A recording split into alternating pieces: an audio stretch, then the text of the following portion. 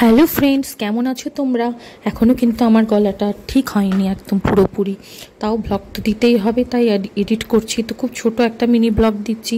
তো এই যে দেখতে পাচ্ছ পুরী সি বিচ। তো ইভিনিংয়ে মা বাবাকে নিয়ে, মানে আমার শ্বশুরমশাই শাশুড়ি মাকে নিয়ে একটু কিন্তু খুব সুন্দর টাইম স্পেন্ড করলাম আমরা।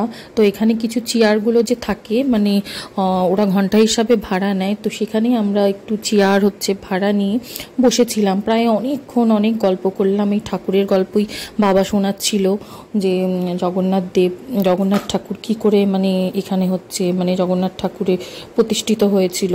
তো যাই হোক, খুব মজা হলো, গল্প করলাম, ভালো লাগলো। তো সমুদ্রের একদম ঠান্ডা ঠান্ডা হাওয়া, আর একদম সমুদ্রের মানে ধারেই আমরা বসেছিলাম কিন্তু। তো এই দেখো সবাই উঠে রাইড করছে, এই সেই। তো আমি সত্যি কথা বলে লাভ নেই, উঠতে পারবো না।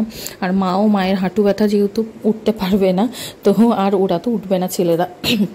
তো খুব মজা হলো, মজা করলাম। আর দেখো চাঁদটা কত সুন্দর লাগছে, চাঁদের আলোটা একদম সমুদ্রে পড়ছে, মানে সামনাসামনি দেখতে অপূর্ব লাগছে। ক্যামেরাতে তো অত ভালো একদম সামনে যেটা দেখেছি ওটা আসবে না।